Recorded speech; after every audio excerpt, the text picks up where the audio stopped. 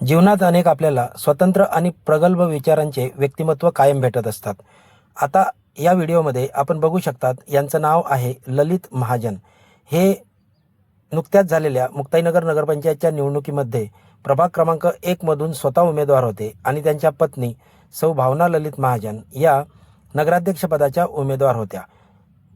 मतमोजणी होऊन केवळ 8 दिवस उलटलेले आहेत आणि एवढा मोठा पराभवाचा धक्का स्वतः सहपत्नीला मिळाल्यानंतर सुद्धा माणुसकी व मोठेपणा जपत त्यांनी या पराभवावर देखील मात करत व्यक्तिमत्व एक वेगळं आणि आगळं सर्वसामान्यांसमोर निर्माण करण्याचा प्रयत्न केला आहे. बघा, हा राजकारणाच्या पलीकडे ललित महाजन यांच्याकडे बघितले जाते.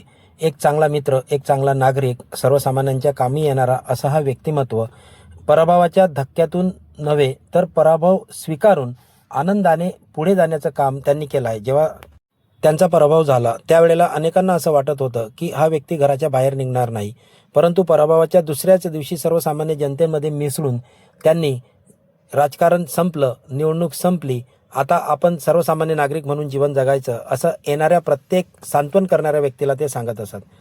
खरोखर असे व्यक्तिमत्व आणि असेच राजकारण सगळ्या राज्यात जर घडले तर आपल्या देशामध्येच लोकशाही ही खरोखर चांगली रुजल्याशिवाय राहणार नाही. धन्यवाद. Wadekar info news. जय हिंद.